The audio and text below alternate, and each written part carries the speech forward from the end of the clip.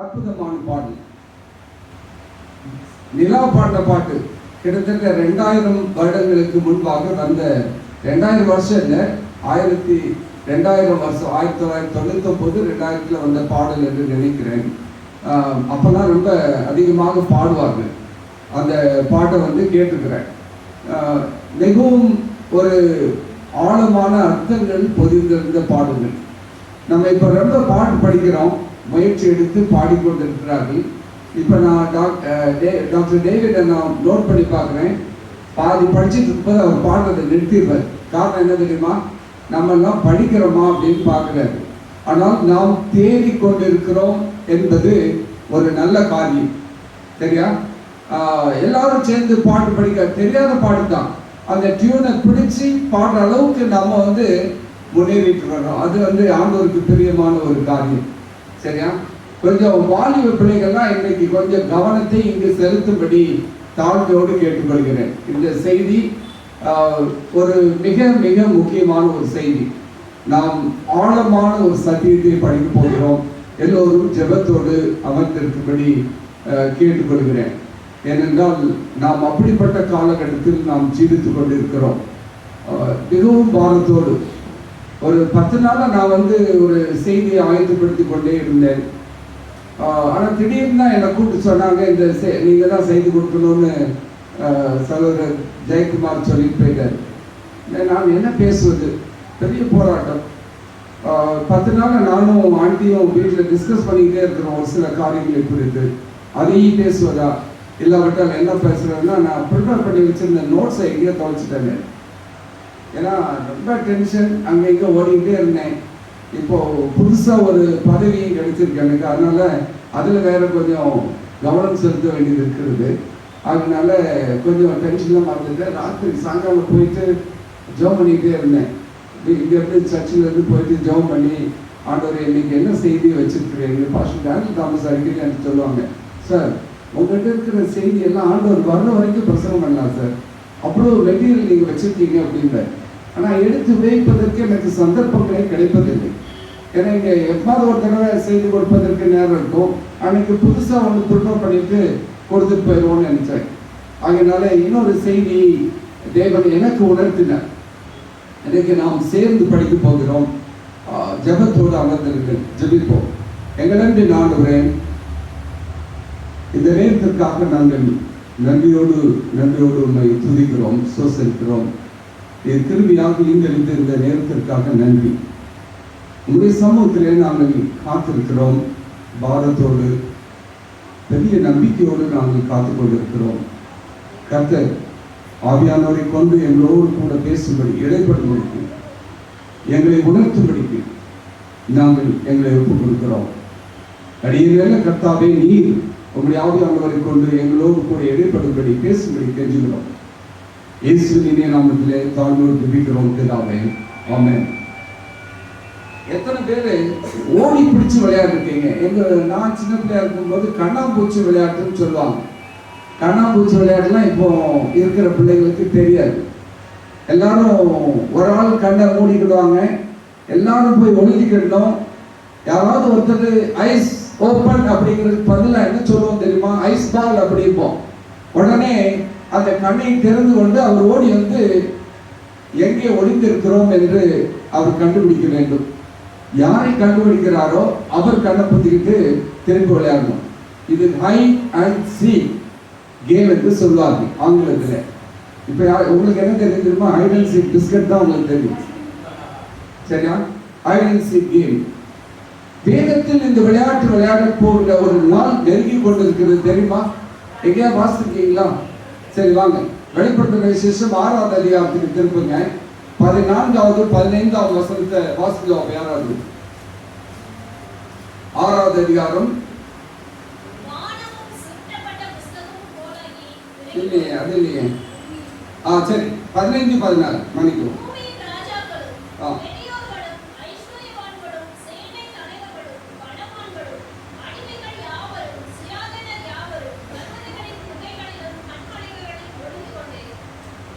நான் 16 ஆண்டவருடைய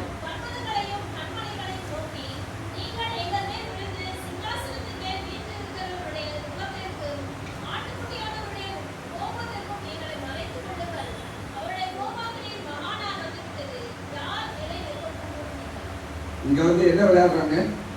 யார் விளையாடுறாங்க? கண்ணாம்பூச்சி விளையாடுறாங்க. ஒளித்து கொண்டு கண்மலைகளிலே குகைகளிலும் ஒளித்து கொண்டு ஆட்டுக்குட்டியானவருடைய முன்பாக, அவருடைய கோபத்திற்கு முன்பாக எங்களை மறைத்துக் கொள்ளுங்கள்.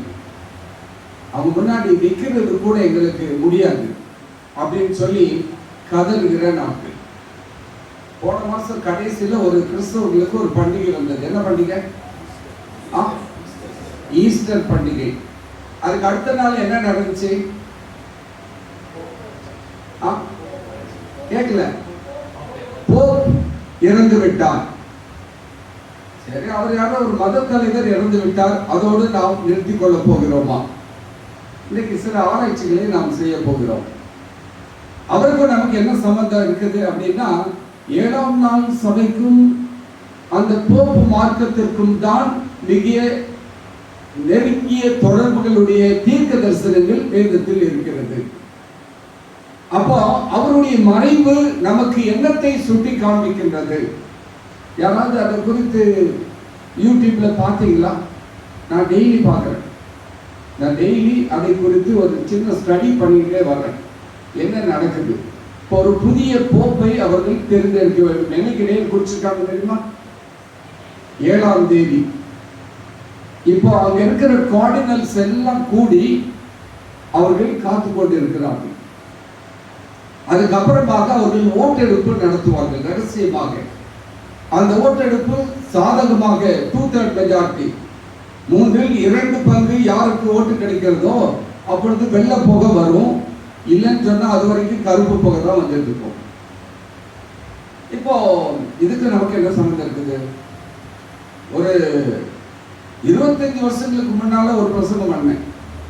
சரியா? சகோதரர் ஜெயக்குமார் சொல்லிட்டு வந்தேன். அதைத்தான் எடுத்துக்கொண்டு வந்து இப்பொழுது உங்கள் மத்தியிலே பகிர்ந்து கொள்ள போகிறேன். அன்றைக்கு உள்ள ஒரு போப் யாராக இருந்தார் என்று சொன்னால் ஜான் பால் II என்பவர் இருந்தார்.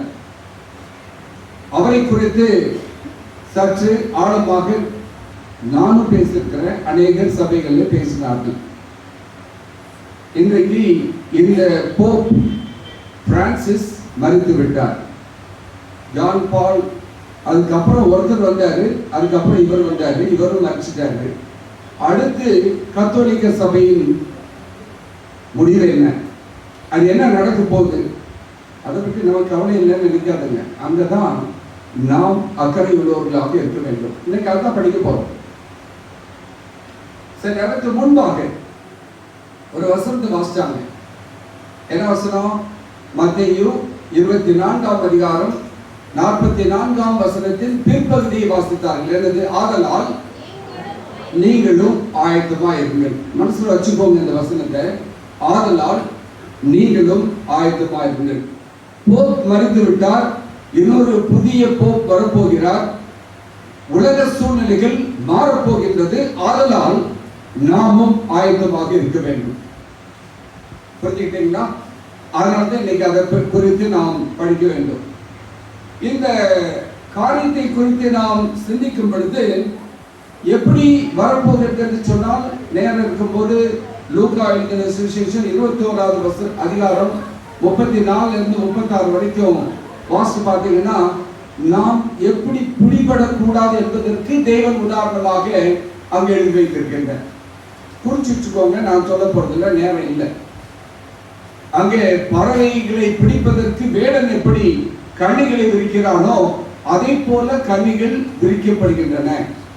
நாம் அகப்பட்டு விடாதபடிக்கு நாம் கவனமாக இருக்க வேண்டும். சரி, சில வேளைகளில் நாம் ரொம்ப உற்சாக மிகுதிக்கு போயிடுவோம். அதுக்கப்புறம் அப்படி சப்புன்னு அமர்ந்து போயிடும். ஒண்ணுமே இல்லாமல் இருக்கும் வாழ்க்கையில. என்ன? கிறிஸ்தவ வாழ்க்கையில. நான் சொல்றது உலக பிரகாரமான வாழ்க்கையை பற்றி நான் பேச வரவில்லை. ஆவிக்குரிய வாழ்க்கையை பற்றி மட்டுமே பேச வந்திருக்கிறேன். இன்னைக்கு நம்முடைய வாழ்க்கை எப்பொழுதுமே நாம் அனல் உள்ளவர்களாக இருக்க வேண்டியவர்களாக இருக்கின்றோம். வெளிப்படுத்த விசேஷம் நாம் படிச்சிருக்கிறோம். நீங்கள் அனலுமின்றி குளிருமின்றி வெதுவெதுப்பாய் இருந்தால் என்ன செய்வார் ஆண்டவர்? வாந்தி பண்ணி போடுவேன். நம்ம சில்லுன்னு இருக்கிறவங்க யார் தெரியுமா? ஆண்டவரே யாருன்னு தெரியாம இருக்கிறவங்க சில்லுன்னு இருக்கிறவங்க. ஆண்டவருக்காக உற்சாகமாக ஆண்டவருடைய ஊழியத்திலே பங்குள்ளவர்களாக அவருடைய ஆலய காரியங்களிலே அக்கறை உள்ளவர்களாக இருக்கிற பிள்ளைகள், வேதத்தை வாசிக்க வேண்டும், அதை தியானம் செய்ய வேண்டும் என்று இருக்கிற பிள்ளைகள் அனல் உள்ள பிள்ளைகளாக இருக்கிறார்கள். இப்போ வெதுவெதுப்பா இருக்கிறவங்க பற்றி விளக்க சொல்லணுமானால இது ரெண்டும் இல்லாம பேருக்கு கிறிஸ்தவர்களாக நாம் இருப்போம் என்று சொன்னால் நாம் எப்படி இருக்கிறோம்? வெதுவெதுப்பாய் இருக்கிறோம். இதெல்லாம் ரொம்ப ரொம்ப பேசியிருக்கோம், அதனால அதெல்லாம் பேசி போறது இல்லை. ஒரு டச் பாயிண்ட் தான் அது. 25ஆம் அதிகாரம், இந்த 24, 25 அதிகாரங்கள் மத்திய சுவிசேஷத்துல மிகவும் பிரசித்தி பெற்ற அதிகாரங்கள். நம்ம எல்லாருமே நல்லா தெரிஞ்சு வச்சிருக்கணும். அதுல 10 கன்னிகைகளை குறித்து நாம் வாசிக்கின்றோம். 10 virgins. சரி, இந்த 10 கன்னிகைகள் என்று சொல்லப்பட்டிருக்கிறது. அது 5 பேர் கன்னிகைகள், 5 பேர் விபச்சாரிகளாக இருந்தார்களா? இல்ல. 10 பேர் எப்படிதான் இருந்தாங்க? கன்னிகைகளாக இருந்தார்கள். 10 பேர் யாருக்காக காத்திருந்தார்கள்? மணவாளனுக்காக காத்திருந்தார்கள். அந்த 10 பேரும் எப்படி இருந்தார்கள்? ஆயத்தத்தோடு காத்திருந்தார்கள். மணவாளன் வரப்போகிறார். அதுல முட்டாள்கள் யாரும் இல்லை. எல்லாரும் வாழ்க்கை முழுவதும் ஆண்டவருக்கென்று தங்களை அர்ப்பணித்துக் கொள்ள வேண்டும். நானும் ஞானஸ்தானம் எடுத்திருக்கிறேன், நானும் ஆண்டவரை அறிந்திருக்கிறேன் என்று சொல்லிக் கொண்ட பிள்ளைகள் தான் தேவனுடைய பிள்ளைகள் என்று அழைக்கப்பட்ட அந்த பிள்ளைகள் தான். சரி, அவங்க கையில் என்ன இருந்துச்சு? 119 சங்கீதம் 105 வசனம், உங்களுடைய வசனம் என் கால்களுக்கு தீபமும் என் பாதைக்கு வெளிச்சமாக இருக்கிறதுன்னு சொல்றது மாதிரி அவங்க கையில் என்ன இருந்துச்சு? என்ன இருந்துச்சு? விளக்கு இருந்துச்சு. விளக்கு வைத்திருந்தார்கள். அப்படி என்றால் வேத வசனத்தை அறிந்து வைத்திருந்தார்கள். சின்ன சின்ன விளக்குகளை கொடுத்து கொண்டே நாம் கடந்து போக வேண்டும் என்று விரும்புகிறேன். அந்த விளக்கை வைத்திருந்தவர்கள், அந்த விளக்கு பிரகாசமாக எரிந்ததற்கு 5 பேர்கிட்ட என்ன இருந்துச்சு? எண்ணெய் இருந்துச்சு. 5 பேர்கிட்ட எண்ணெய் இல்லை. முதல்ல எல்லாரும் எண்ணெய் ஊற்றி தான் கொண்டு வந்தாங்க. எல்லாரும் எண்ணெய் ஊற்றி கொண்டு வந்தாங்க. சரி, எத்தனை பேர் தூங்கினாங்க?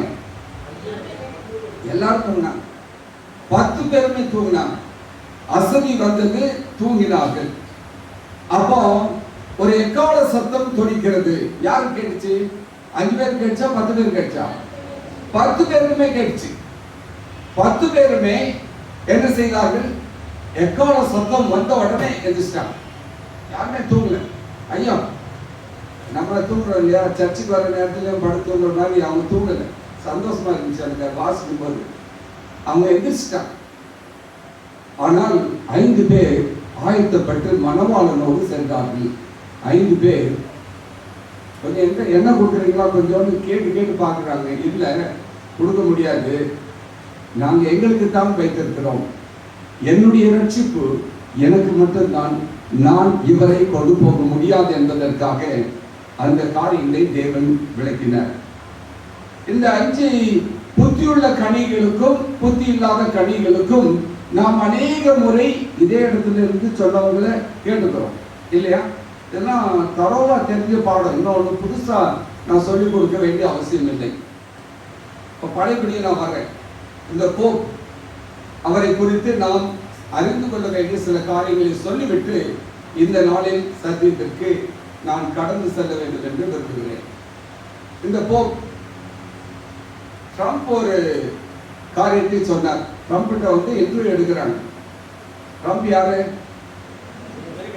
நேற்று கேள்வி கேட்டாரு. பிரைம் மினிஸ்டர் யாருன்னு கேட்டாரு, தெரியல. நம்ம பிரைம் மினிஸ்டரே தெரியல.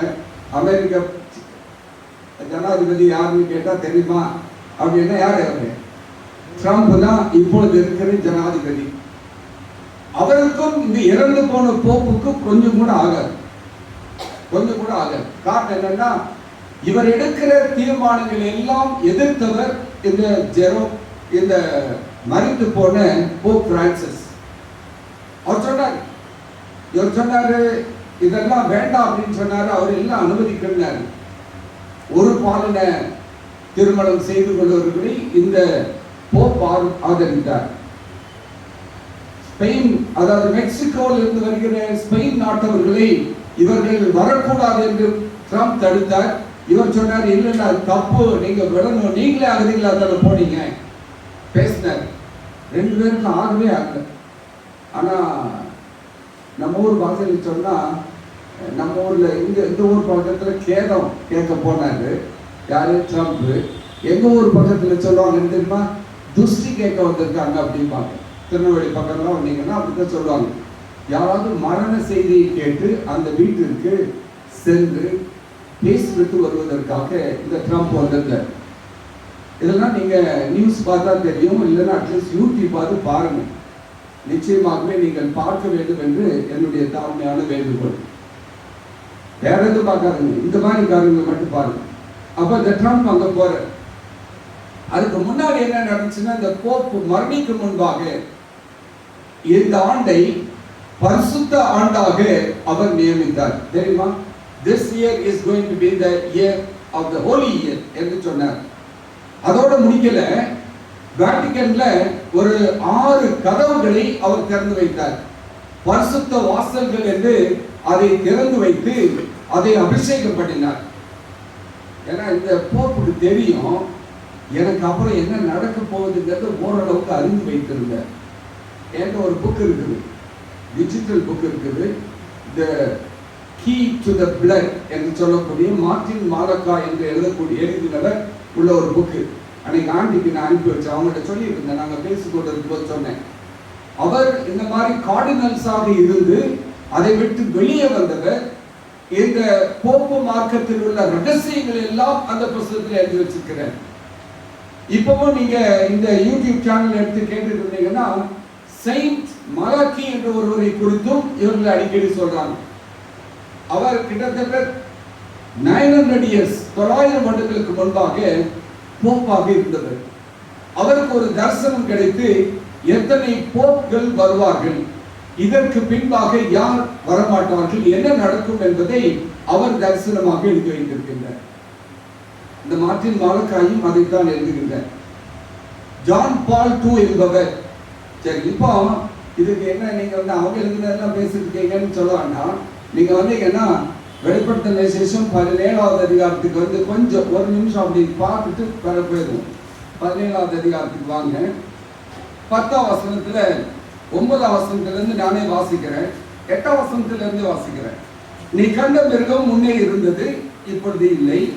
அது பாதாளத்திலிருந்து ஏறி வந்து நாசமடைய போகிறது. உலக தோற்றம் முதல் ஜீவ புத்தகத்தில் பேர் எழுதப்பட்டிராத பூமியின் குடிகளும் இருந்ததும் இராமற் போனதும் இனி இருப்பதுமாய் இருக்கிற மிருகத்தை பார்த்து ஆச்சரியப்படுவார்கள். ஞானமுள்ள மனம் இதிலே விளங்கும். அந்த 7 தலைகளும் அந்த ஸ்திரீ உட்கார்ந்து இருக்கிற 7 மலைகளாம். அண்டர்லைன் பண்ணிக்கோங்க. அவைகள் 7 ராஜாக்களாம். இவர்களில் 5 பேர் விழுந்து போனார்கள். ஒருவன் இருக்கிறான், மற்றவன் இன்னும் வரவில்லை. வரும் பொழுது அவன் கொஞ்ச காலம் தரித்திருக்க வேண்டும். இருந்ததும் இராதுமாகிய மிருகமே 8ஆவானவனும் அவ்வேளிலிருந்து தோன்றுகிறவனும் நாசமடைய போகிறவனுமாய் இருக்கிறான். இதுதான் யாரு தீர்க்க தரிசனம் கண்டது? யோவான் கண்டு தீர்க்க தரிசனம். இப்போ இவர்கள் அவர்களுடைய புஸ்தகங்களில் எழுதி இருக்கிறார்கள். ஜான் பால் II ஏன் அப்பொழுது இருக்கிற நபராக நாங்கள் பேசினோம் என்றால், அவர் நடந்து கொண்ட விதங்கள், சென்ற நாடுகள், எடுத்துக்கொண்ட முயற்சிகள், இவைகள் எல்லாம் தீர்க்க தரிசனத்தின் அடிப்படையிலே இவர்தான் அவர் என்பது. அதற்கு முன்பாக உள்ள போப்புடைய கணக்குகள், அதெல்லாம் இன்னொரு நாளைக்கு வேண்டாம் பேசுவோம், எல்லாம் சொல்றதுக்கு இப்ப நேரம் இல்லை. அப்போ அவருக்கு பின்பாக ஒருவர் வருவார். இப்பொழுது இறந்து போன போப்பு தான் கடைசி போப். அப்போ அடுத்த வசனம் என்ன சொல்லுது? இருந்தவனும் 7ஆவதிலிருந்து தோன்றினவனும் என்று சொல்லக்கூடிய நபர், அவன் தான் அழிய போகிறவன். இது ஒரு சம்பவம். இந்த போப் மரித்ததற்கு பின்பாக நடைபெறக்கூடிய ஒரு நபர். அந்த செயின்ட் மாலக்காய் என்பவர் சொல்கிறார், இனிமேல் தேர்ந்தெடுக்கப்பட போகிறவர் பேதுரு என்ற பெயரை கொண்டவராக வருவார் என்று அவர் ஒரு தீர்க்க தரிசனமாக முன்குறித்து சொல்லியிருக்கிறார். சரி, அது ஏன் அப்படிங்கிறதுக்கு சில விளக்கங்களை நான் கேட்டுக்கொண்டிருந்தேன். அப்போ இப்போ ஒரு 7 பேரும் 6 பேரும் குறிச்சு வச்சிருக்கிறாங்க. எலெக்ஷன்ல நிக்கிறதுக்கு நம்ம சர்ச் மாதிரி வச்சிருக்கிறாங்க. அதுல 3 பேர் வந்து என்ன தெரியுமா, பேதுரு என்ற பெயரை கொண்டவர்கள் இருக்கிறார்கள். சரியா, நேரம் இருக்கும்போது எல்லாம் போய் கேட்டு பாருங்க. அதிலே ஒருவர் தேர்ந்தெடுக்கப்படுவார். இதே நேரத்தில் இஸ்ரவேல் நாட்டிலே இன்னொரு சம்பவம் நடைபெற்றுக் கொண்டிருக்கின்றது. என்ன தெரியுமா, 3வது ஆலயம் கட்டப்பட்டு கொண்டிருக்கின்றது. அதற்கான எல்லா முயற்சிகளும் எடுக்கப்பட்டன. அதோடு இல்லை, அங்கு அந்த ஆலயத்தில் பணிபுரிவதற்கென்று ஆலயத்தில் யார் பணிபுரிவார்கள்? ஆசாரியர்கள் பணிபுரிய வேண்டும். ஆசாரியர்கள் யார்? தேவனுடைய வேலைகளை பார்ப்பவர்கள். அவர்களுக்கு விசேஷித்த பயிற்சி கொடுக்கப்படுகிறது. எதற்கு தெரியுமா? ஆலயத்தில் வழிமுறைகள் எப்படி நடத்தப்பட வேண்டும் என்பதை கிட்டத்தட்ட மறந்தே போனாங்க. ஆகையினாலே இப்பொழுது பழையபடி ஆகமங்களை எடுத்து வாசித்து அதன் பிரகாரமாக அவர்கள் பயிற்சி கொடுத்து கொண்டிருக்கிறார்கள். 2 நாளைக்கு முன்னால ஒரு யூடியூப் பார்த்தேன். ஹை பிரிஸ்ட், பிரதான ஆசாரியனும் தேர்ந்தெடுக்கப்பட்டு விட்டார். சரி, இது அவங்க இஸ்ரேல் நாட்டில் ஒரு ஆலயத்தை திறக்கிறார்கள். இங்கே புதிய போப் வருகிறார் என்றால் என்ன அர்த்தம்? அப்ப அதுக்குள்ள இன்னும் கொஞ்சம் நீங்க ஆழமா போனீங்கன்னு சொன்னா, இந்த புதிய போப்பாக வரக்கூடியவர் அவர் வேதாகமம் சொல்லுகிற ஒரு வார்த்தையை சொல்லுகிறேன், the sin of man. வாழ்க்கடிப்பும் அறிவறுப்புகளை நடத்தக்கூடிய ஒரு நபராக இந்த போப் இருப்பார் என்று சொல்லப்படுகிறது. இவர் எங்க போவாராம்? அந்த ஆலயத்திற்குள்ளாக, எந்த ஆலயம்? 3வதாக கட்டப்படுகிற அந்த ஆலயத்திற்குள்ளாக சென்று நானே தேவன் என்று பிரகடனம் செய்ய போகின்றார். அதற்கு பின்பாக அழிவு வரப்போகிறது. அப்ப இந்த அவர்களுடைய அந்த செயின்ட் மலாக்கி சொல்கிறார், அவன் வருவான், அவன் வந்து அந்த ஆலயத்திற்குள்ளாக தன்னை பிரகடனப்படுத்துவான். அப்பொழுது இந்த 7 மலைகள் உள்ள பட்டணம் அழிக்கப்படும். பின்பாக நியாய தீர்ப்பு வரும். நியாய தீர்ப்புக்கு பின்பாக அதுதான் இந்த உலகத்தின் முடிவு என்று அவர் எழுதி வைத்திருக்கின்றார். இதெல்லாம் நம்ம படிச்சு என்ன செய்ய போறோம்? இதுதான் அந்தி கிறிஸ்து என்று சொல்லக்கூடியவருடைய ஒரு காரியம் இப்பொழுது பிரதானமாக பேசப்பட்டு கொண்டிருக்கின்றன. நேரம் இருக்கும்போது வாசித்து பாருங்க. இவர்கள் என்ன செய்வார்கள் என்றால் 13ஆம் அதிகாரத்தில் வாசித்து பாருங்க. வெளிப்படுத்தின விசேஷத்துல அவர்கள் எல்லோரும் சேர்ந்து ஒரு மனதுடையவர்களாக அந்த மிருகத்திற்கு அதிகாரத்தை கொடுப்பார்கள். இதெல்லாம் நம்ம வாசித்திருக்கிறோம். இந்த போப் பிரான்சிஸ் வந்து அவர் வந்து he was a watchman to the world என்று சொன்னார். அநேக காரியங்களை குறித்து அவர் பேசினார். கிளைமேட்டிக்கல் சேஞ்சை பற்றி பேசினார். எந்தெந்த காரியங்களை சமுதாயம் வேண்டாம் என்று சொல்கிறதோ, அரசுகள் தீர்மானம் எடுக்கிறதோ, அதெல்லாம் நீங்க அப்படி செய்யாதீங்க, இப்படி செய்யுங்க, தேவன் இரக்கமுள்ளவராக இருக்கிறார் என்று சொல்லி மன்னிப்பு கொடுக்கும்படி சொன்னார். இவர்களுடைய காலத்தில் தான் யாரை மன்னித்தார்கள் தெரியுமா? ஏற்றுக்கொண்டார்கள். யார் ஒருவர் இவர்களுக்கு விரோதமாக 90 சாசனங்களை எழுதி அடித்தார். யார் அடித்தார்? Martin Luther. அவரை அவர்கள் ஏற்றுக்கொண்டார்கள். நல்லா இதெல்லாம் அங்க இங்க கொஞ்சம் இருக்கிறதெல்லாம் சேர்த்து வச்சுக்கோங்க. சேர்த்து வச்சுக்கிட்டது தான் உங்களுக்கு கோர்வையாக புரியுது. இப்பொழுது இவர்கள் அறிவிக்க போகின்ற காரியங்கள், இப்போ நம்ம சொல்ற கிளைமேட்டிக்கல் சேஞ்ச், அதற்கென்று பெரிய சமிட் நடத்துறாங்க, பெரிய பெரிய கூட்டங்கள். இதனுடைய நோக்கமே வேற. ஆனா நமக்கு என்ன தெரியுமா? நல்ல காரியத்தை தானே செய்ய போறாங்க, நம்ம ஏன் தவறா நினைக்கிறோம்? அதுக்கும் வர இன்னொன்று, The World Economic Forum என்று ஒன்று உருவாக்கப்பட்டது. அதை உருவாக்கியவர் இப்பொழுது அதிலிருந்து ரிசைன் பண்ணி போயிட்டார். அதை உருவாக்கி இத்தனை ஆண்டு காலம் நடத்தி கொண்டிருந்தவர் இனிமே எனக்கு பொறுப்பு தேவையில்லை. அவர்கள் தான் உலகத்தினுடைய பொருளாதாரத்தை நிர்ணயிக்கக்கூடியவர்களாக இருந்தார்கள். இன்னைக்கு அவரை நான் இதில் சம்பந்தப்பட போறதில்லை. ஏனென்றால் இந்த ஜெசுவைட் என்று சொல்லக்கூடியவர்கள், ஜெசுவைட்டை பற்றி நீங்க கொஞ்சம் ஆராய்ச்சி பண்ணி பாருங்க. அவர்கள் தான் அநேக காரியங்களுக்கு பிரதானமாக இருந்தவர்கள். அவர்கள் இந்த உலகத்தின் காரியங்களை தீர்மானிப்பதற்காக முன்னெடுப்பதற்கு வருகிறார்கள். இவர் விலையை போயிட்டார். இன்னொன்று, இப்ப எத்தனை பேர் கிரிப்டோ கரன்சியை பற்றி கேள்விப்பட்டிருக்கிறீங்க? பரவாயில்ல, ஒரு ஆள் நான் நினைச்சேன் உங்களுக்கு தெரியுமா? தெரியும். ஓகே, 2-3 பேர் இருக்கிறோம். நானும் கொஞ்சம் வாங்கினேன் காயின்ஸ். என்னை ரொம்ப ஃபோர்ஸ் பண்ணி ஒரு ஆள் தொந்தரவு பண்ணிக்கிட்டே இருந்தார். அந்த கிரிப்டோ கரன்சி அது உங்களுக்கு பணமாக இல்லை, சரியா? அது டிஜிட்டல் கரன்சியாக நமக்கு காண்பிக்கப்படுகின்றது. அதை நீங்க எடுத்து யூஸ் பண்ணவும் முடியாது, தெரியுமா? அது அங்கே தான் இருக்கும். உங்களை வாங்கிட்டாங்க, அது குட்டி போட்டுட்டே இருக்கும் அப்படின்னு சொல்லுவாங்க. ஒரு நாள் போய் பார்த்தீங்கன்னா அது லட்சத்தில் இருக்கும்பாங்க. அது அங்கிருந்து என்னையா பிரச்சனை, எனக்கு என்ன யூஸ் அப்படின்னு சொன்னா, இல்லை சார் அதுதான் சார் உங்களுக்கு பக்க பலம், பின்னால் உதவியா இருக்கும். நாளைக்கு கவர்மெண்டே இதுதான் யூஸ் பண்ண போகுது. நம்முடைய அரசாங்கமே அதற்கு ஒரு காரியத்தை போன பட்ஜெட்ல கொண்டு வந்திருக்கிறாங்க, கிரிப்டோ கரன்சி. ட்ரம்ப் அரசாங்கம் அதை ஆதரிக்கிறது. சரி, இதெல்லாம் என்ன செய்ய போகுது, நமக்கு என்ன பிரயோஜனம் அப்படின்னு நினைக்கிறீங்களா? இப்போ டிஜிட்டல் பரிவர்த்தனைகள் அப்படி என்று சொன்னால், நாம் இப்போ பெரும்பாலும் எதுலாம் நான் இப்போ காசு வச்சுக்கிறதே இல்லை. எங்க பே பண்றேன்? ஜிபே. என் பேங்க்காரன் சொன்னா, சார் ஜிபே கூட யூஸ் பண்ணாதுங்க. எங்க பேங்க்லயே நான் அந்த மாதிரி ஒன்று வச்சிருக்கிறேன், காமிச்சு கொடுத்தான். இப்போ பேங்க்ல இருந்து டைரக்டா அதே ஜிபே பண்ற வேலையை தான் நான் செஞ்சுட்டு இருக்கிறேன். அதுல கொஞ்சம் அத்தன்டிசிட்டி இருக்குது. ஏதாவது தவறுதலா பண்ணிட்டோம்னு சொன்னா அந்த பேங்க் ஹெல்ப் பண்ணி நமக்கு ரெக்கவர் பண்ணிடும். ஜிபே வேலை நம்ம போனா 6 மாசம் ஆகும். 6 மாசத்துக்குள்ள கிடைத்தால் உண்டு, இல்லாவிட்டால் இல்லை.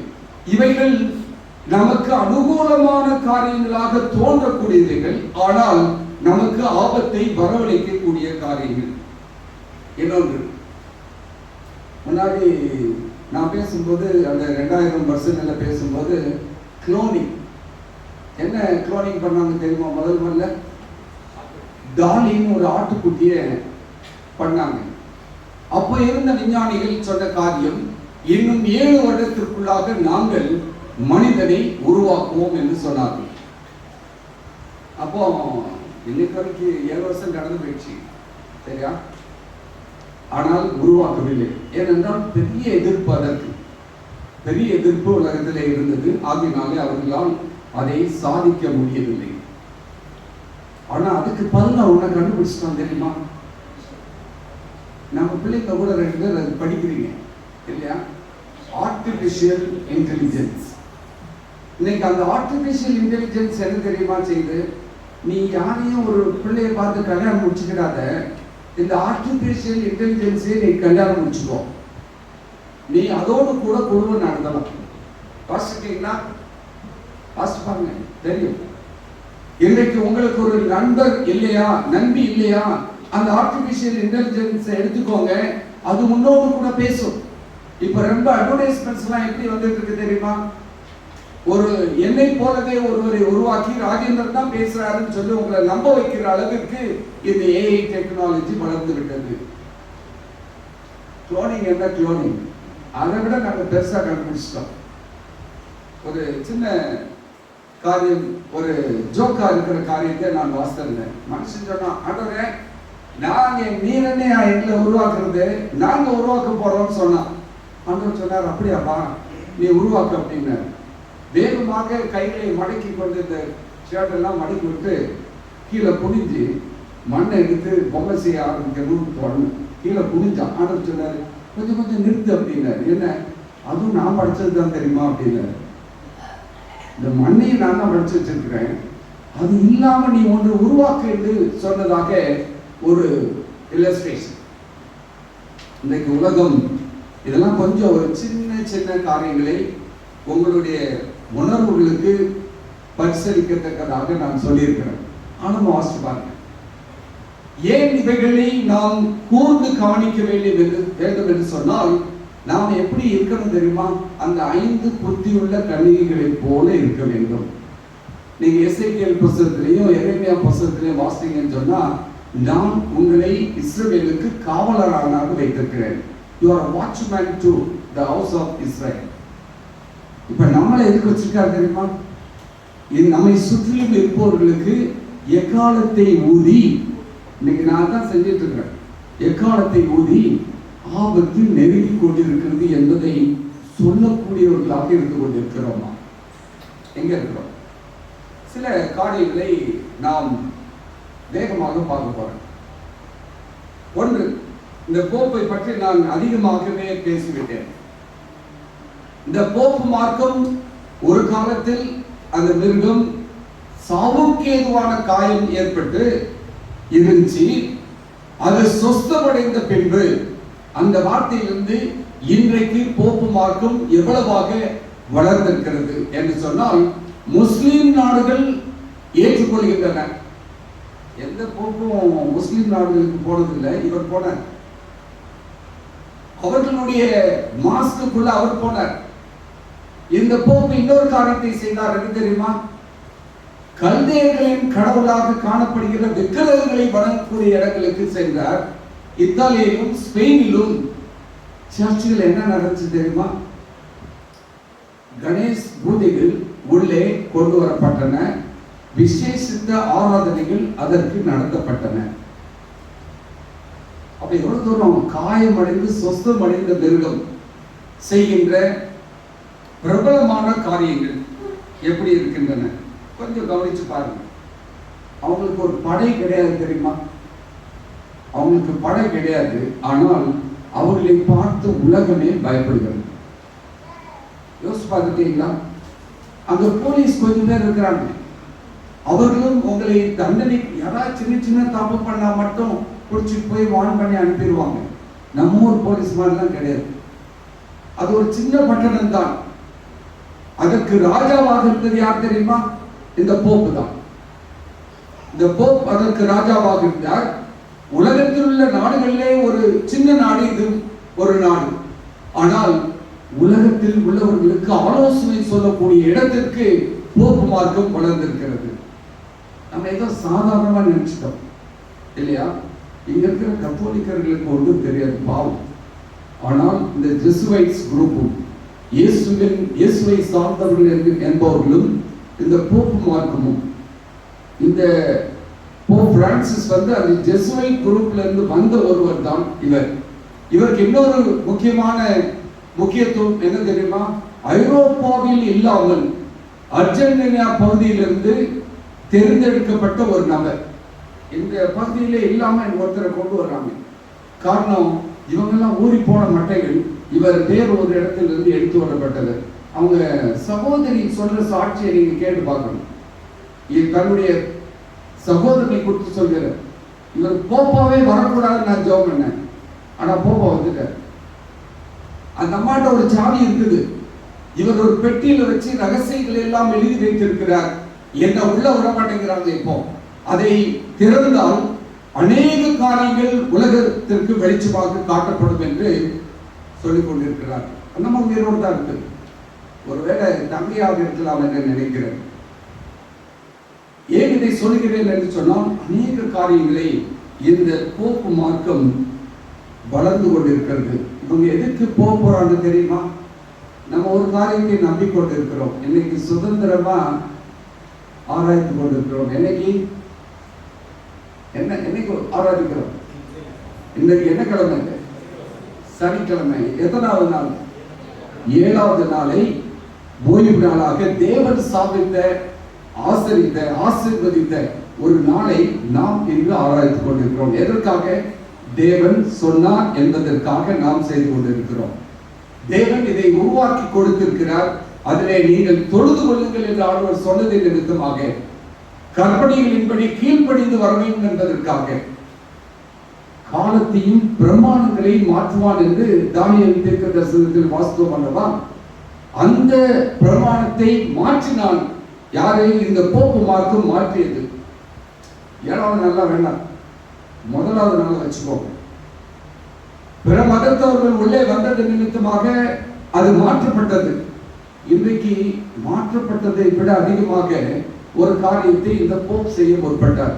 2 காரியத்தை அவர் பேசினார். ஒண்ணு, இந்த பைபிள் இருக்கு இல்லையா, it is outdated Bible, we need to write another Bible சொன்னவர் ஒரு ஒருத்தர் தான்.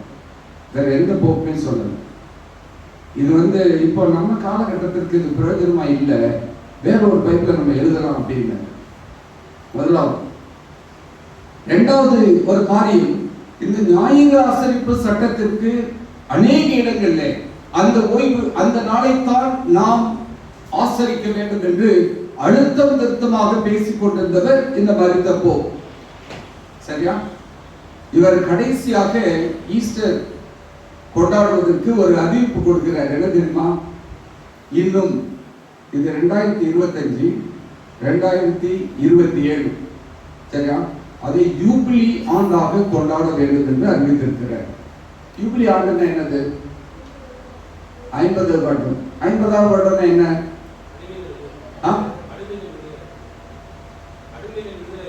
அடிமைகள் விடுதலை அடைய வேண்டும். வேற தெரிஞ்சு வச்சுக்கோங்க. செவன்த் அட்வென்டிஸ்ட் ஒவ்வொரு விசுவாசியும் தெரிந்து வைத்திருக்க வேண்டும். போய் படிச்சு பாருங்க. 7வது வருடம் வந்து ஓய்வு வருடமாக இருக்க வேண்டும். அப்படி 7 வருஷம் கழிச்சு 49வது வருஷம் முடிஞ்ச உடனே 50வது வருடமும் அது வந்து ஓய்வு வருடமாக இருக்க வேண்டும். அது ஓய்வு நாள். அதுல நீங்க விதைக்க கூடாது, ஒண்ணும் செய்யக்கூடாது. உங்களுக்கு கொடுத்திருக்கிற காரியங்களிலிருந்து நீங்கள் புசிக்க வேண்டும் என்று ஆண்டவர் ஒரு கட்டளை கொடுத்திருக்கிறார். இப்போ இந்த போப் என்ன சொல்றாரு? இன்னும் 2 வருஷம் கழிச்சு யூபிலி ஆண்டாக கொண்டாடுங்கள். ஏனென்றால் ஆண்டவர் உயிர் தெளிந்து 2000 வருடம் முடிய போகிறது. அவருடைய கணக்கு. ஆண்டவர் உயிர் தெளிந்தது எப்போ? 2300 ராப்பகல்கள் தீர்க்க தரிசனம் படிச்சிருக்கோமா இல்லையா? அதுல எப்ப படிச்சிருக்கிறோம்? கடைசி வாரம் செல்லும், அதுல பலியும் காணிக்கையும் ஒளியப்படுவார்.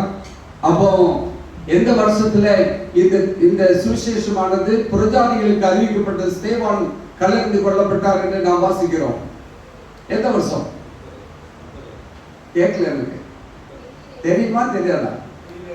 சிலருக்கு தெரிஞ்சிருக்கணும், நல்லாவே தெரிஞ்சிருக்கணும். நானே ஒரு அந்த 2300 days சார்ட் உங்களுக்கு கொடுத்திருக்கிறேன். AD 31வது ஆண்டிலே இது நடைபெற்றது. அப்போ 31வது ஆண்டு தான் வந்து என்ன வரணும்? அந்த 2000 வருஷம் முடியணும். வைக்காமையார் அவர்கள் சொல்கிறார்கள், ஒவ்வொரு 2000 வருடம் முடியும் பொழுதும் தேவன் ஒரு நியாய தீர்ப்பை கொடுத்து கொண்டே இருக்கிறார். முதல்ல ஜலத்தினாலே அளித்தார். 2000 வருடம் வரும் பொழுது ஆண்டவராக இயேசு கிறிஸ்து இந்த உலகத்திலே வந்தார். பாவம் சிலுவையிலே வெற்றி சிறந்தார். இப்போ 3வது வரப்போகுது. அப்போ 7வது வருடம் 1000 வருஷம் எங்க இருக்க போறோம்? எங்க இருக்க போறோம்? பரலோகத்துல. அதுதான் 1000 வருஷ அரசாட்சி என்று நாம் படித்திருக்கிறோம். இதெல்லாம் நீங்க திரும்பி படிக்கணும். தயவுசெய்து அதுக்காக நான் உங்களுக்கு சொன்னேன், தயவுசெய்து கவனிங்கன்னு சொன்னேன். 6000 வருடம் முடிந்த உடனே 7வது 1000 வருடத்திலே 7000 வருடத்திலே நாம் எல்லாம் எங்கே இருக்கணும்? பரலோக ராஜ்யத்தில் இருக்க வேண்டும். அதைத்தான் ஆண்டவர் ஏற்படுத்தி கொடுத்திருக்கிறார். அந்த 1000 வருஷம் முடிஞ்ச உடனே ஆண்டவர் புதிய வானத்தையும் புதிய பூமியையும் உருவாக்கி கொடுப்பார். அதிலே மீண்டும் நாம் வந்து பரிசுத்த ஜனங்களாக வாழ போகிறோம். ஏதேன் தோட்டத்திலே ஆதாமையும் ஏவாளையும் எப்படி படைத்தாரோ அதை போல நாம் இருக்க போகிறோம். இதுதான் சத்தியம். சின்ன நட்சல்ல உங்களுக்கு சொல்லி முடிச்சிட்டேன். ஆனா ஏன் இந்த போப்பை பற்றி அதிகமாக ஆராய்ச்சி செய்து கொண்டிருக்கிறோம் என்று சொன்னால், ஞாயிறு ஆசரிப்பு திட்டத்தை கொண்டு வருகிறார்கள். இப்ப ட்ரம்ப் உள்ள கொண்டு வந்தேன். ஏன் கொண்டு வந்தேன் தெரியுமா? நேற்று வரைக்கும் விரோதமாக இருந்த ட்ரம்ப் இப்பொழுது ஒரு கேள்வி கேட்கிறாங்க. அவர்கிட்ட புதிதாக வரப்போகிற போப்பிற்கு நீங்கள் எப்படி ஆதரவு கொடுப்பீர்கள்? உடனே அவர் சொல்றாரு, நான் எலெக்ஷன்ல ஜெயிச்சு வந்தேன்னு சொன்னா அது கத்தோலிக்கர்களை கொண்டுதான் நான் வந்தேன். அவர்களுடைய காரியங்களை நான் முற்றிலுமாக ஆதரிப்பேன். இப்ப யார் பேசுறா தெரியுமா? ஆட்டுக்குட்டியை போன்ற ஒரு மிருகம். யாருக்கு அதிகாரத்தை கொடுக்கும் வாசிக்கிறோம்? மிருகத்திற்கு அதிகாரத்தை கொடுக்கும். அப்போ இன்னைக்கு காலையில் கூட ஓய்வு நாள் பள்ளி பாடத்தில் இருக்குது. இந்த அமெரிக்க தேசத்தை குறித்து இருக்கிறது. நம்முடைய சபையும் அங்குதான் தோன்றியது. ஆனால் இந்த அமெரிக்க தேசம் புராட்டஸ்டன்ட்களுக்கான தேசமாக இருந்தது. மார்ட்டின் லூதர் அமைத்து வைத்த பாதையிலே செல்கின்ற தேசம். நாங்கள் இந்த கத்தோலிக்கர்களுக்கு அடிமைகள் அல்ல என்று சொல்லி ஸ்தாபிக்கப்பட்ட அந்த தேசம் இப்பொழுது எப்படி போய்கொண்டிருக்கு தெரியுமா? நாங்களும் உங்களோடு கூட வருகிறோம். இன்னொரு சம்பவம் அங்கே நடந்தது. என்ன நடந்துச்சு தெரியுமா? யுக்ரைனியன் பிரைம் மினிஸ்டர் இல்லையா, யாரு, ஜெலன்ஸ்கி, அவருக்கும் ட்ரம்புக்கும் எவ்வளவு சண்டை நடந்துச்சு. எங்க பார்த்தோம்? டிவியில பார்த்தோம். அவங்க ரெண்டு பேரும் ஓப்பனா சண்டை போடுறதை பார்த்தோம். ஆனால் அந்த வேட்டிகன் அந்த தேவாலயத்திலே இருவரும் அமைதியாக உட்கார்ந்து அநேக காரியங்களுக்கு தீர்மானம் பண்ணி கொண்டிருந்தார்கள், சமாதானமாக பேசிக் கொண்டிருந்தார்கள். எங்க நடக்குது? வேட்டிகன் ஆலயத்திலே அது நடந்து கொண்டிருக்கிறது. பசலிக்கா பீட்டர், அந்த பசலிக்காவிலே அது நடந்து கொண்டிருக்கிறது. அப்ப இதெல்லாம் நீங்க கவனிச்சு பார்க்கணும். இன்னைக்கு ஒருவேளை நாம் நினைச்சிட்டு இருக்கிறோம் இந்த அமெரிக்காவினுடைய அதிகாரங்கள் குறைந்து கொண்டிருக்கிறது என்று சொல்லி. இல்ல, ட்ரம்ப் எடுத்திருக்கின்ற தீர்மானங்கள் எல்லாம் மீண்டும் அமெரிக்காவை நம்பர் 1 நான் நிலைநிறுத்துவேன் என்று சொல்லி கங்கணம் கட்டி கொண்டிருக்கின்றார். கவனிச்சு வாசிச்சு பாருங்க, கவனிச்சு வாசிச்சு பாருங்க. மூணாவது சொல்லிட்டேன், இன்ஜினியரிங். அதான் ஏஐ பற்றி நான் இன்னும் அதிகமாக சொல்ல வேண்டியதில்லை. ஒரே ஒரு காரியத்தை சொல்லி அடுத்த காரியத்துக்கு போகலாம். ஏன் தேவன் உலகத்தை அழித்தார் தெரியுமா? நோவாவின் காலத்திற்கு. அந்த நேரத்தில் மிருகங்களுக்கும் மனிதர்களுக்கும் உள்ள தொடர்பின் நிமித்தமாக, அவர்கள் மூலமாக அவர்கள் செய்த தவறான காரியங்களின் நிமித்தமாக தேவன் இந்த பூமியை அழிவுக்கு கொண்டு வந்தார். இன்னைக்கு மனுஷனும் மனுஷன் என்ன செய்யறான்? தேவன் ஏதேன் தோட்டத்திலே ஏற்படுத்தினதை மாறாக நாங்கள் அதற்கு விரோதமாக நடக்கிறோம் என்று சொல்லி செய்து கொண்டிருக்கிறார்கள். செவ்வாய் கிரகத்திற்கு ஏன் சென்று கொண்டிருக்கிறான்? அங்க போனா பூமி அழிந்து போனாலும் நாங்கள் அங்க போய் வாழ முடியும். பாபேல் கோபுரத்தை ஏன் கட்டினார்கள்? தேவன் ஒருவேளை இந்த உலகத்தை அழிப்பார் என்று சொன்னால் நாங்கள் தப்பித்துக் கொள்வதற்கு ஒரு இடம் வேண்டும், அதற்கு நாங்கள் வானுலாத உயரமான கோபுரத்தை கட்டுவோம் என்று சொன்னார்கள். இன்றைக்கு மனிதன் அதே காரியத்தை செய்து கொண்டிருக்கின்றான். டைனோசரஸ் என்ற மிருகத்தை குறித்து கார்ட்டூன்ல ரொம்ப பார்த்துருப்பீங்க. அது ஜலப்பிரளயத்தோடு அழிந்து விட்டது. அதெல்லாம் தேவன் உருவாக்கவில்லை. அது மனிதர்களும்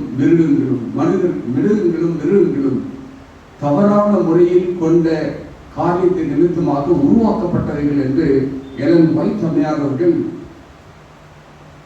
ஸ்பிரிட் ஆஃப் ப்ராபசி வால்யூம் 1 பக்கம் 69 78 எழுதுறாங்க. இன்னைக்கு ஒரு புக்கை தூக்கிட்டு வந்தேன். கவிதை எத்தனை புக்கு இது நம்ம சர்ச் வாங்கணும்னு சொல்ல முடியுமா? எத்தனை பேர் கொடுத்துருக்கீங்கன்னா தெரியுமா? எத்தனை பேர் வீட்டில் இது இருக்குன்னு சொல்ல முடியுமா? ஒரே ஒரு பேர் தான் போகுது மேல. ஓகே, பரவாயில்ல. எத்தனை பேர் இந்த புத்தகத்தை எடுத்து வாசிப்பதற்கு முற்பட்டு இருக்கிறீர்கள்? வாசிச்சு பாருங்க. இன்னைக்கு சில கொட்டேஷன்ஸ் எல்லாம் சொல்ல பாருங்க. இப்பொழுது நடந்து கொண்டிருக்கிற காரியங்களை எங்கள் வைக்கமையார் அவர்கள் எப்படி எழுதியிருக்கிறார்கள் என்பதை நாம் பார்க்க போகிறோம். அப்படின்னு சொன்னா இன்றைக்கு ஞாயிறு ஆசரிப்பை குறித்த மிகுந்த அக்கறை உலகத்திலே வந்து கொண்டிருக்கிறது. என்ன சொல்றாங்க தெரியுமா? உங்க குடும்பத்தோட ஒரு நாள் செலவு பண்ணுங்க. அதற்கு உகந்த நாள் என்ன நாள் தெரியுமா? ஞாயிற்றுக்கிழமை தான். That's a national holiday என்று அறிவிக்க வேண்டும். அநேக நாடுகளிலே இந்த சண்டே ஹாலிடே அறிவிக்கப்பட்டு கொண்டே இருக்கிறது. நம்ம நாட்டில் வரல, சந்தோஷமா இருங்க. நம்ம கொஞ்ச நாட்டில் வந்துடும். கத்தி தொங்கிட்டு இருக்குது. எப்போ வந்து நம்ம மேல விழுதோ தெரியாது. ஆனால் நாம் ஜாக்கிரதை உள்ளவர்களாக இருக்கிறோமா? கவனிச்சு பாருங்க.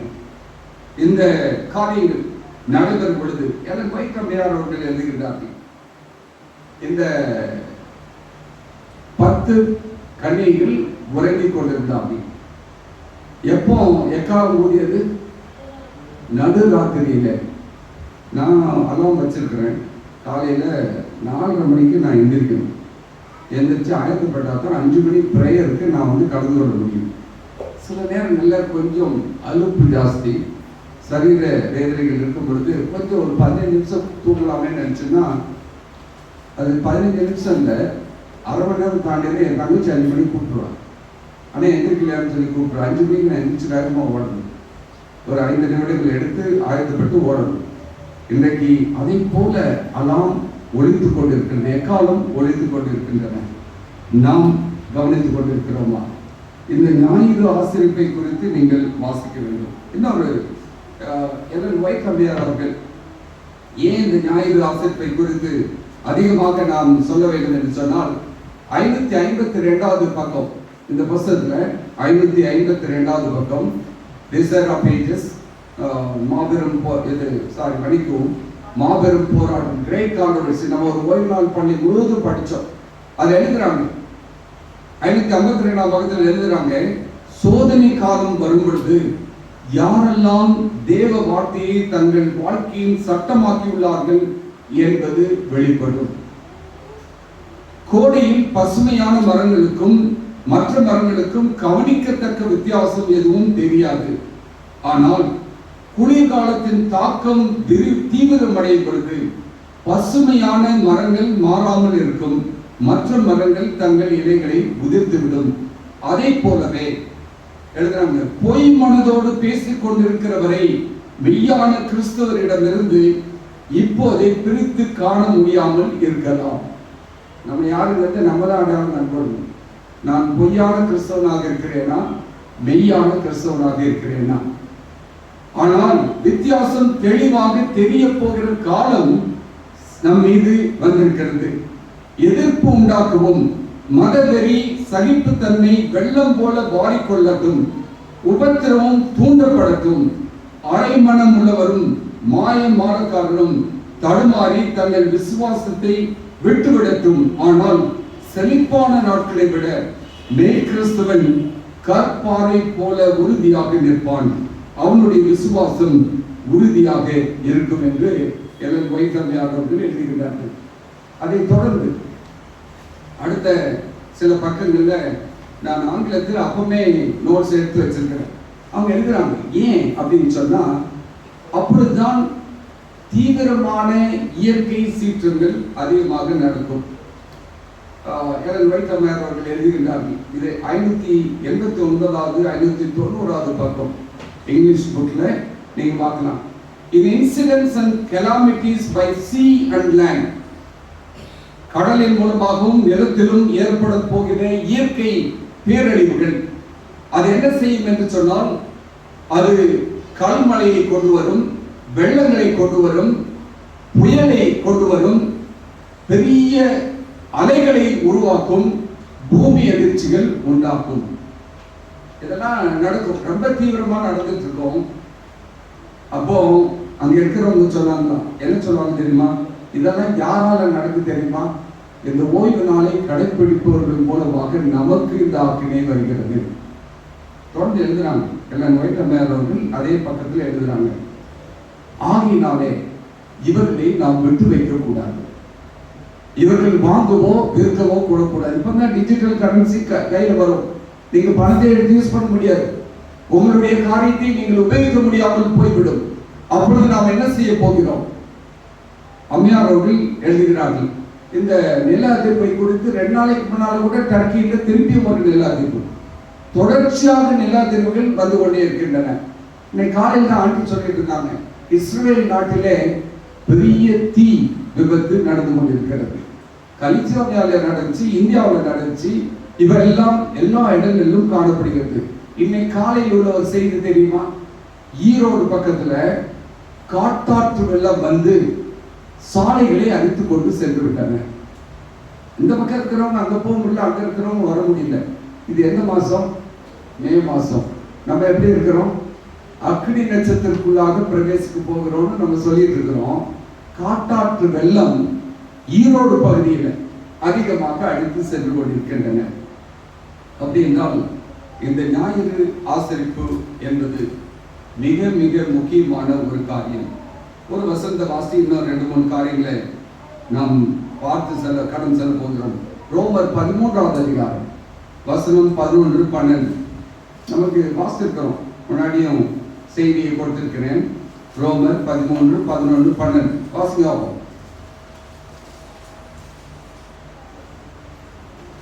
நித்திரை விட்டு எழுந்திருக்கத்தக்க வேலையாயிற்று என்று நாம் காலத்தை அறிந்தவர்களாய் இப்படி நடக்க வேண்டும். நாம் விசுவாசிகளான போது ரட்சிப்பு சமயமாய் இருந்ததை பார்க்கிலும் இப்பொழுது அது நமக்கு அதிக சமயமாக இருக்கிறது. இரவு சென்று போயிற்று, பகல் சமயமாயிற்று. ஆகையால் அந்தகாரத்தின் கிரியைகளை நாம் தள்ளிவிட்டு ஒளியின் ஆயுதங்களை தரித்துக் கொள்ள கடவோம். மீண்டும் உள்ள வசனத்தை அப்புறம் வாசிச்சுக்கோங்க. அப்படின்னா நாம எப்படிப்பட்ட புரிதலோடு இருக்கிறோம். இப்போ வேகமா 2-3 காரியங்களை சொல்லி முடிக்கணும். அது இல்லாம இந்த பிரசங்கம் நிறைவடையாது. சரி, இதெல்லாம் நீங்க சொல்லிட்டீங்க, நாம எப்படி ஆயத்தப்படுறது? இன்னைக்கு காலையில எந்திரிச்சு சர்ச்சுக்கு வரணும்னா எப்படி ஆயத்தப்பட்டீங்க? எந்திரிச்சோம், குளிச்சோம், ரெடியானோம், நல்ல உடுப்பை எடுத்து போட்டுட்டு நம்ம சர்ச்சுக்கு வந்துட்டோம் இல்லையா? நாம் வரும் பொழுது எப்படி ஜெபித்து விட்டு வந்தோம் என்பதை குறித்து கவனித்தீர்களா? அதான் இப்ப கொஞ்சம் பார்க்க போறோம். சரியா? 1, எலன் ஒயிட் அம்மையார் அவர்கள் ரிவ்யூ அண்ட் ஹெரால்ட் என்ற பத்திரிகைக்கு 1888 எழுதுகிறார்கள். என்ன எழுதுறாங்க தெரியுமா? நாம் என்ன செய்கின்றோம்? இன்றைக்கு டிவி ஆன் பண்ணாலும் சரி, பேப்பர் எடுத்து வாசிச்சாலும் சரி, என்ன வருது? செய்திகள். அவைகள் இயேசு கிறிஸ்துவின் வருகையை குறித்து அதிகமாக அறிவித்துக் கொண்டிருக்கின்றன. இயேசு வருகிறார்னு அவங்க சொல்லல. வேதத்தில் சொல்லப்பட்ட காரியங்கள் இப்படி நிறைவேறிக் கொண்டிருக்கின்றன என்பதை தெளிவாக உலகத்திற்கு சொல்லிக் கொண்டிருக்கின்றன. எத்தனை பேர் கவனம் வைக்கிறோம்? நம்ம தான் நியூஸே பார்க்கறது இல்லையே, இதெல்லாம் எங்க தெரிய போகுது அப்படிங்கிறீங்களா? தயவுசெய்து நியூஸ் பாருங்க. பேப்பர் வாசிக்க முடியலன்னா நியூஸ்ல பாருங்க, இல்லைன்னா உங்க செல்லையாவது பாருங்க. என்ன உலகத்துல உங்களை சுத்தில என்ன நடக்குது? உங்க வீட்டு பக்கத்திலே ஒருத்தர் கொலை பண்ணி போட்டு போனா கூட உங்களுக்கு தெரியாது. எங்கதான் பார்த்து தெரிஞ்சுக்கிட போறீங்க? உங்க செல்போன்லயும் நியூஸ் பேப்பர்ல தான் பார்க்க போறீங்க. எல்லாம் ஒயிட் அம்மையார் அவர்கள் எழுதுகின்றார்கள். இந்த காரியத்திலே அவர்கள் எழுதும்போது சொல்கின்றார்கள், வாசிக்கிறேன், லாஸ்ட் டே ஈவென்ட்ஸ், கடைசி கால நிகழ்வுகள் என்ற ஒரு புத்தகம் இருக்குது. அதில் எழுதுகிறாங்க, God is trying to lead us back step by step to his original design, that man should subsist upon the natural products of the earth. Among those who are waiting for the coming of the Lord, meat eating will eventually be done away. Flesh will cease to form a part of their diet. We should ever keep this end in view and endeavor to work steadily towards it. என்னால இவர் மட்டும் சாப்பிடக்கூடாதுன்னு சொல்றாரு அப்படின்னு எல்லாம் white அம்மையார் எழுதியிருக்காங்க. அவங்க எழுதுனது தான் வாசிச்சிருக்கிறேன். அது எந்த புத்தகத்தில் இருந்துன்னு சொல்றேன். கவுன்சில்ஸ் ஆன் ஹெல்த், நம்முடைய சரீரத்திற்கு அடுத்த காரியத்திற்கு கவுன்சில் ஆன் ஹெல்த், பக்கம் 450, 1890 எழுதுறாங்க. இந்த என்ஷூர்னு ஒரு ப்ராடக்ட் நானே ரொம்ப பேருக்கு ரெக்கமெண்ட் பண்ணியிருக்கேன். நானும் ரொம்ப பிரியமா குடிச்சேன். சமீபத்தில் நான் வாசித்த தெரிந்து கொண்ட ஒரு காரியம் என்ன தெரியுமா? அது பன்றி கொழுப்புகளிலிருந்து அதிகமாக தயாரிக்கப்படுகிறது. அதனால நான் என்ன செய்யறதில்லை தெரியுமா? நானும் உபயோகிப்பதில்லை, அதிகமா யாருக்கும் ரெக்கமெண்ட் பண்றது இல்லை. ஆனா குடிச்ச உடனே அவ்வளவு தெம்பு. பெரும்பாலும் மிகுந்த வயோதிகர்களுக்கு அதிகமாக கொடுப்பாங்க. டாக்டர்ஸ் எல்லாம் பிரிஸ்கிரைப் பண்ணுவாங்க இல்லையா? என்ஷூர். அது பன்றி கொழுப்புகளிலிருந்து தயாரிக்கப்பட்டது. எனக்கே ரொம்ப ஷாக்கிங்கா இருந்துச்சு அதை வாசிக்கும். அப்படி என்றால் நம்முடைய உணவு பழக்க வழக்கங்கள் எப்படி இருக்கின்றன? நாம் எதற்கு பிரதானப்படுத்தி கொண்டிருக்கின்றோம்? இன்றைக்கு திடீர்னு முந்தாள் ஒருத்தர் இறந்து போனார் இதுல செம்போலி நகர்ல. நான் நினைச்சேன் அவருக்கு என்னோட ஒரு 5 வயசு கூட இருக்கும்னு நினைச்சேன். அவர் போலீஸ்ல இன்ஸ்பெக்டரா இருந்து ரிட்டையர்ட் ஆனது. ரொம்ப நல்ல மனுஷன், எதற்கும் தீவிரமாக முன்னால் நிற்கக்கூடியவர். திடீர்னு ஹார்ட் அட்டாக். எத்தனை வயசுன்னு சொன்னா என்னோட 2 வயசு கம்மி. நல்ல உடற்பயிற்சி, நல்ல காரியங்கள் செய்தவர் தான். ஆனால் இல்லை, உணவு பழக்க வழக்கங்கள் நம்மை இப்படிப்பட்ட சூழ்நிலைக்கு கொண்டு போய் விடுது. ஆனால் நாம் செய்ய வேண்டிய காரியம் என்ன தெரியுமா? அதை சாப்பிட்றதுக்கு பதில் இதை சாப்பிட ஆரம்பிங்க. இதை சாப்பிட ஆரம்பிங்க. எனக்கு ரொம்ப வருத்தமான ஒரு காரியம், வேதனையோடு சொல்கிறேன். அநேகர் நாம் வேதத்தை ஆலயத்திற்கு கொண்டு வருவதே இல்லை. ஒன்று. இன்னொன்று, வேதத்திற்கு பதிலாக என்ன யூஸ் பண்ற தெரியுமா? செல்போனை வாசிக்கிறோம். செல்போன்ல வேதத்தை வாசிக்கிறோம். ஆண்டவர் அதை விரும்பவில்லை. எனக்கு ரொம்ப பிடிச்ச காரியம் என்ன தெரியுமா? புத்தகங்களை வாசிப்பதை தான் ரொம்ப பிடிக்கும். ஆனால் செல்போன்ல வாசிக்கிறது சர்ச் பண்றதுக்கு பரவாயில்ல, எமர்ஜென்சி தேடுறதுக்கு பரவாயில்ல. ஆனால் நாம் புஸ்தகங்கள், சில புஸ்தகங்களில் கிடைக்கிறதெல்லாம் நெட்ல கிடைக்காது, பார்த்துக்கோ. எல்லாவற்றையும் நாம் டவுன்லோட் செய்ய முடியாது. தயவுசெய்து வேதாகமத்தை கொண்டு வாங்க. அது வெட்கப்படுற காரியம் இல்லை. எந்த ஒரு கிறிஸ்தவனும் தைரியமாக பெருமையோடு தூக்கி கொண்டு செல்ல வேண்டிய ஒரு புஸ்தகம் எது தெரியுமா? இந்த அதை நாம் கொண்டு வரதில்லை. ரொம்ப பேர் அடிக்கடி இங்க இருந்து சத்தம் கேட்டுட்டே இருப்போம். என்ன தெரியுமா? தயவுசெய்து வேதத்தை எடுத்து வாசிக்க. இது ஒண்ணு தவறுதலா செஞ்சுட்டோமோன்னு கூட எனக்கு ஒரு சில நேரங்களில் தோன்றும். அதிகமாக உபயோகப்படுகிறது. ஆனால் இது வந்ததுலேருந்து யாரும் பைபிள் ஓப்பன் பண்றதில்லை. எங்கதான் வாசிக்கிறோம்? பைபிள அங்கதான் வாசிக்கிறோம். ரொம்ப பேர் இல்லை, கொஞ்சம் பேர் பைபிள் எடுத்து வாசிக்கிறீங்க, இல்லைன்னு சொல்லல. ஆனால் நீங்கள் உங்கள் என் பைபிள்னா, யாராவது ஒரு நாள் டாக்டர் டேவிட் என் பைபிளை பார்த்துட்டு சொன்னார், என்ன உங்க பைபிள்ல இடமே இல்லாம எல்லாம் போட்டு வச்சிருக்கிறீங்க. ஒவ்வொரு முறையும் வாசிக்கும் பொழுது ஒவ்வொரு காரியத்தையும் தேவன் வெளிப்படுத்தும் பொழுது அதில் எழுதி வச்சுக்கிட்டே இருக்கிறேன். எனக்கு கண் பார்வை இருக்கிற வரைக்கும் நான் வாசிக்க முடியாது. காரணம், பைபிள் எடுத்தாலே போதும். வேதத்திலிருந்து அநேக சத்தியங்களை தேவன் விளக்கி கொண்டிருப்பார். இரண்டாவது காரியம், இந்த மாதிரி சம்பவங்கள் நடக்கும் பொழுது நம்ம என்ன செய்யணும்? இன்னைக்கு ஒரு கேள்வி கேட்கிறேன். நீங்க மத்திய 24ஆம் அதிகாரம் 15ஆம் வசனத்துல வாசிங்கன்னு சொன்னா ஆண்டவர் சொல்றாரு, இந்த இப்படிப்பட்ட சம்பவங்கள் நடக்கும் பொழுது நீங்க என்ன செய்யணும்? எல்லாரும் ஓடி போங்கிறாரு. இந்த மாதிரி நடக்காத அளவுக்கு நீங்க பார்த்துக்கோங்க அப்படிங்கிறாரு. நீங்க முழங்கால் போட்டு ஜெபம் பண்ணுங்க. நான் சொன்னேன் அந்த இடத்துல, பின்னாடி சொல்றாரு நீங்க விழித்திருந்து ஜெபம் பண்ணுங்க, பின்னாடி சொல்றாரு அதே அதிகாரத்துல. ஆனா முதல்ல என்ன சொல்றாரு தெரியுமா? ஓடி போவதற்கு ஆயத்தமாக இருந்து. எதிலிருந்து ஓடி போக வேண்டும்? உலகத்தின் பிடியிலிருந்து நாம் ஓடுவதற்கு ஆயத்தமாக இருக்கிறோமா? உலகத்தின் காரியங்களிலிருந்து ஓடி செல்வதற்கு ஆயத்தமாக இருக்கின்றோமா? இப்பெல்லாம் நான் ரொம்ப ஜெபம் பண்றது என்ன தெரியுமா? நம்முடைய பாவங்கள் கழுவப்பட வேண்டும் என்பதற்காகத்தான் நான் அதிகமாக ஜெபிக்கிறேன். நான் ஒன்றும் பெரிய பரிசுத்தவான் கிடையாது. ஆண்டவர்கிட்ட கெஞ்சி கேட்கறதெல்லாம் என்ன தெரியுமா? ஆண்டவரே என்ன பண்ணி எத்தனையோ காரியங்கள் உமக்காக நான் ஆயிரக்கணக்கான மேடைகளில் பேசியிருந்தாலும் எத்தனை முறை நான் உமக்கு விரோதமாக பாவம் செய்திருப்பேன். தயவாக மன்னி. என் சபையில் இருக்கிறவங்க பாவம் செய்யக்கூடாது.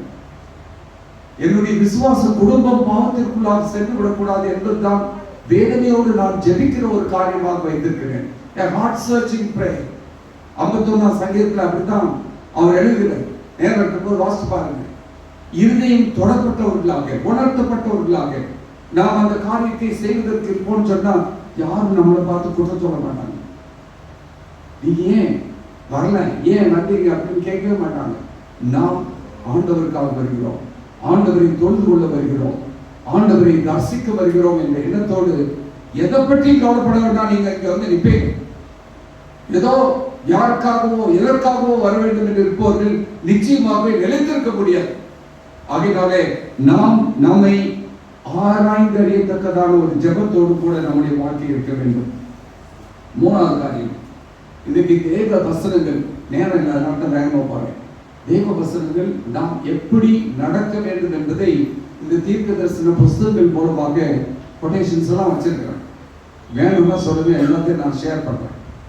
நாம் எப்படி உடுத்த வேண்டும், நாம் எப்படி நடந்து கொள்ள வேண்டும், சபையில் நாம் எப்படி நடந்து கொள்ள வேண்டும், எப்படி நாம் பேச வேண்டும் என்பதை தெளிவாக ஆண்டவர் கொடுத்திருக்கிறார்.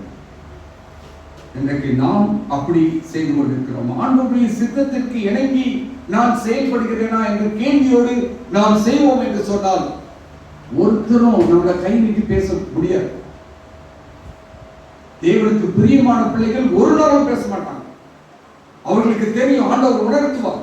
இவர்கள் பேசுகிற காரியங்கள் எப்படிப்பட்ட காரியங்கள் என்பதை ஆண்டவர் உணர்த்துவார்.